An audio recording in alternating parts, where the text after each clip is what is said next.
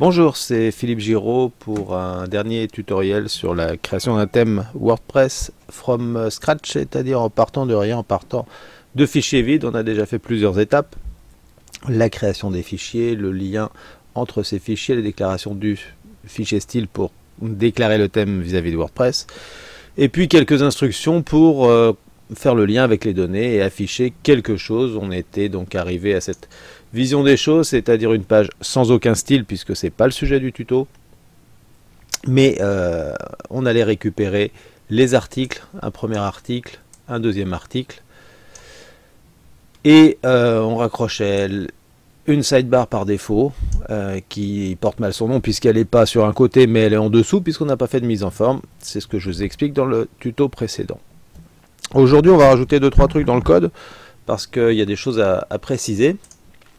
Alors voilà le code auquel on est arrivé, donc la page index avec la partie ici qui fait la boucle sur les données, qui parcourt les postes et qui affiche certaines informations des postes.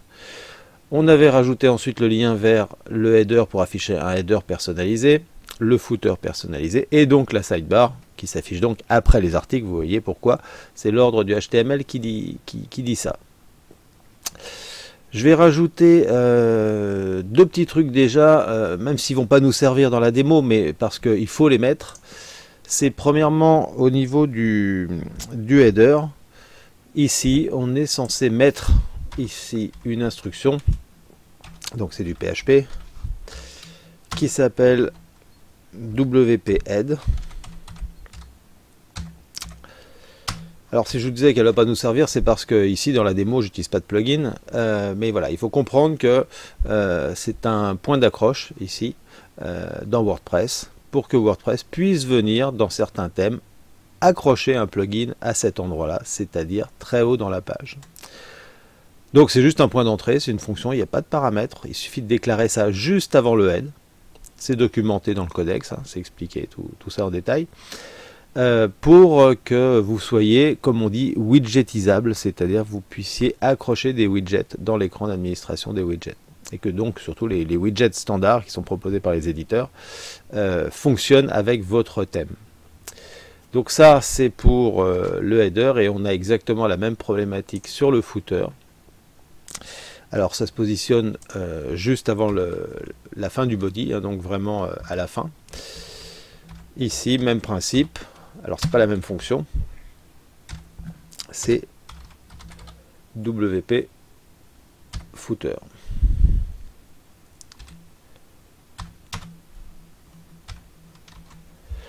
Voilà, donc il suffit de déclarer ça dans nos heads et dans nos headers et dans nos footers pour être compatible avec les plugins. Alors bon, il n'y a rien à voir de plus sur la démo puisqu'on j'ai pas prévu de mettre de widget sur cette démo là, mais quitte à écrire du code, autant l'écrire de façon à peu près complète. Bien, alors ce qu'on va faire, nous, par contre, de plus utile maintenant, c'est d'utiliser ce qui s'appelle les tags conditionnels. Pour l'instant, j'ai qu'une seule page, j'ai index.php qui gère tous les affichages. Et quel que soit ce que j'affiche, donc ici, donc là j'étais sur une liste d'articles. Si je vais dans une catégorie, alors grâce à la sidebar, je peux aller maintenant sur les catégories. J'avais une liste d'articles, bon il n'y en a qu'un, parce que dans ma catégorie il n'y a qu'un seul article, mais c'est une liste. Si je vais sur une page, l'entreprise, je vais sur un autre type de contenu, donc c'est plus un article, c'est une page, et pourtant je suis toujours dans la page index.php. Donc ma page index pour l'instant elle fait tout, elle affiche tout, et donc tout de la même façon, grâce au code qu'on a écrit ici. Avant de créer différents fichiers pour les différents types, on peut faire des choses avec les tags conditionnels. Un tag conditionnel, c'est par exemple de dire je vais par exemple n'afficher la date et l'heure que si je suis sur des articles par exemple, et donc si je suis sur une page, je vais par exemple pas afficher ça. Alors un marqueur conditionnel, c'est quelque chose qui s'appelle comme ça, par exemple. Alors ça s'utilise dans un test généralement. Is page. Et en l'occurrence, moi je veux tester si je ne suis pas dans une page. Donc je teste le contraire. Alors je vais faire ça. Donc je vais ouvrir mon accolade ici. Et puis je vais fermer mon PHP pour faire ça à l'écriture WordPress. Et donc je vais fermer ici mon si. Voilà. Donc là j'ai un si avec une condition. Si c'est pas une page, alors je fais ça. Bah, sinon je fais rien. Si je retourne sur la page d'accueil, pardon, c'est pas ça que je voulais faire. Si je retourne à la racine de mon site, j'ai bien mes articles. Je ne suis donc pas sur une page au sens WordPress du terme. J'affiche donc l'éditeur. Si je vais sur ma page entreprise, je suis maintenant toujours dans le code de index.php. Le système détecte que je ne suis pas sur... enfin, que je suis du coup sur une page. Et il décide du coup de ne pas mettre la date et l'heure. Alors des tags conditionnels, il y en a un certain nombre, il y en a plusieurs. Il y a par exemple is home pour savoir si on est sur la page d'accueil. Il y a plein d'autres tags pour les différents contenus et ça permet à l'intérieur du code de prévoir des morceaux qui vont s'adapter au type de contenu. Bon, voilà, ça c'était un deuxième sujet. Évidemment, c'est à creuser pour aller plus loin que ça. Un autre sujet important qu'on va voir dans cet exemple de code, hein, même s'il reste minimaliste, il est là pour vous faire voir les grandes lignes. Ici, j'ai pas de menu. Hein, j'ai fait un header, mais j'ai pas de menu. Et évidemment, dans un site, il y a un menu. Alors un menu, on avait créé un menu personnalisé dans d'autres tutos. Donc ce site a un menu personnalisé. Je vous rappelle, c'est dans le back office. Vous allez dans... bon là, je ne peux pas le voir parce que mon thème me le propose pas pour l'instant. Mais j'ai un menu personnalisé qui a été créé dans le back-office. Donc ça veut dire que je vais pouvoir l'appeler dans mon thème, dans le code de mon thème. Alors après, il faut se demander où on veut afficher ce menu. Alors généralement, on l'affiche en haut. Qui dit en haut dit header. Et je vais mettre ça en dessous de mon texte ici qui simule un header. Alors ici on est sur une fonction qui a beaucoup de paramètres. Hein. Autant WP Head et Footer n'avaient pas de paramètres, donc c'est pas très compliqué à faire marcher. Là on est sur une fonction qui a beaucoup plus de choses. Alors ça va être l'occasion de vous faire voir, quand vous voulez aller voir une explication sur une fonction, vous allez dans Google directement, vous tapez codex en premier, et puis la fonction qui vous intéresse, évidemment si vous en connaissez le nom. Alors celle qui nous intéresse ici c'est WP Nav menu. Si je mets codex devant, bah, a priori je suis sûr de trouver en première page de réponse la page du codex de WordPress. Je clique dessus et voilà ce qu'on trouve dans la référence. Alors c'est qu'un exemple, hein, je vous invite à parcourir le reste. On trouve ça. Alors on trouve les explications générales sur à quoi sert la fonction. On trouve un exemple de syntaxe. Et du coup, comme on voit ici, vous voyez, quand je vous disais qu'il y a des paramètres, il y a beaucoup de paramètres, puisqu'on a un tableau de paramètres ici. Tableau associatif, donc avec des noms de cases. Et puis l'explication sur les différents paramètres.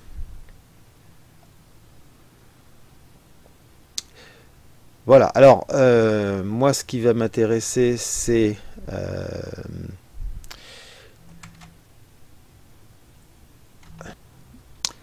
donc je disais, moi, ce qui va m'intéresser ici dans tous ces paramètres, pardon, c'est là, vous voyez que si on regarde dans les explications de paramètres, ils sont tous optional. Hein. Ça veut dire que je peux appeler ma fonction sans rien passer. Alors on va l'appeler comme ça, puis après on jettera un œil sur les différents paramètres. Ici, je vais me contenter d'appeler ici la fonction sans rien lui passer, donc à l'endroit où ça m'intéresse. Alors là, toujours pareil, hein, il n'y a pas de structure, mais évidemment, on mettrait ça dans une div qui correspond à l'emplacement du menu. Et donc, si je retourne sur mon site, vous voyez que donc pour l'instant, j'avais mon texte de header ici, qui correspondrait à un logo, par exemple, une image d'en-tête. Puis après, j'ai l'affichage. Alors ici, je suis sur la page. Et puis, j'ai rien entre les deux. Si j'actualise, je vais me retrouver avec tout ça, toute cette partie-là, cette partie-là, c'est quoi? C'est mon menu personnalisé défini dans le back-office de WordPress. Vous voyez que c'est pas tout à fait la liste des pages, hein, c'est pas la même chose que ce qui est proposé par la sidebar. C'est l'arborescence que j'ai choisi avec des liens ici, des liens internes sur des pages. Ici, on est toujours sur des pages. Ici, on est sur des catégories d'articles, clients et fournisseurs. Et puis, un exemple de lien vers une adresse de site externe. Donc tout ce que l'on peut faire avec un menu personnalisé. Et donc il est raccroché et il apparaît, alors sous une forme HTML par défaut, c'est-à-dire une arborescence de duel en HTML, qu'il faudrait évidemment mettre en forme pour qu'après ça ressemble à un menu. Alors juste très rapidement, si on regarde les paramètres, évidemment, qu'est-ce qu'on voit? On voit qu'on va pouvoir préciser dans les paramètres la location, le theme location, c'est-à-dire le paramètre, quand on définit un menu, on peut le raccrocher à un emplacement du thème. Donc on va pouvoir préciser ici des noms d'emplacement, le menu principal par exemple.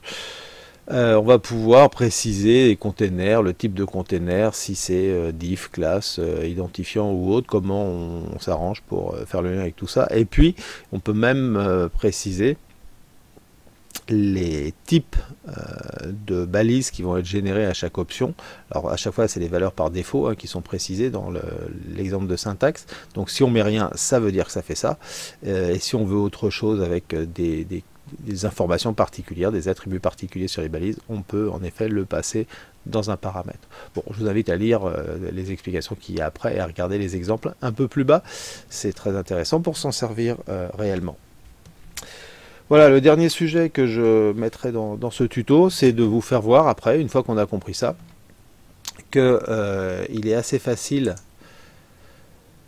après de décliner ça sous forme de différentes pages pour automatiquement s'adapter au type de contenu. Donc il faut comprendre que WordPress gère un système hiérarchique d'appel. Donc c'est à dire que par exemple quand on affiche une page, il cherche un fichier qui s'appelle page.php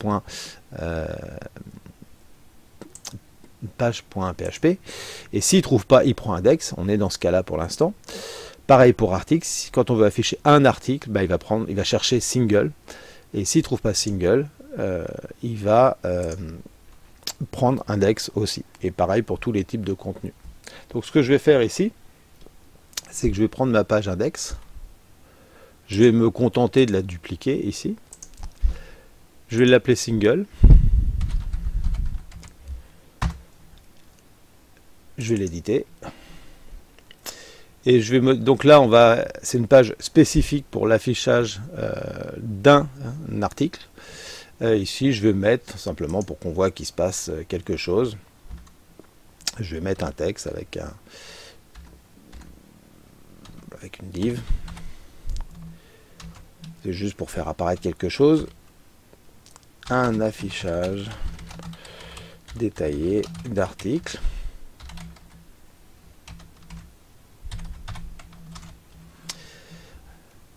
Voilà, je laisse le reste identique, mais vous comprenez qu'après on peut personnaliser tout ce qu'on veut. Et je vais donc retourner sur le site. Alors ici, on va retourner sur la page d'accueil, par exemple. Donc, liste d'articles. C'est donc la page index.php qui m'affiche les articles avec date et heure. Si on va sur la page, on est toujours dans index.php, mais grâce au tag conditionnel, on n'affiche plus la date et l'heure. Et si je vais sur, alors je retourne sur la liste d'articles, si je vais sur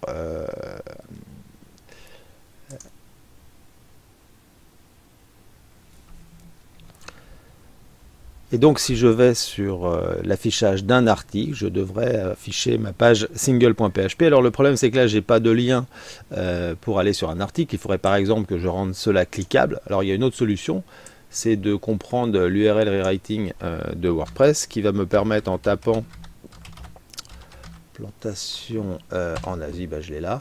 Ici l'URL rewriting qui est faite à partir du titre de l'article. Si je saisis ça, je vais aller sur, le système va chercher à afficher donc la page prévue à cet effet, c'est-à-dire single.php. Vous voyez qu'ici, j'ai ma div qui apparaît, un affichage détaillé d'articles.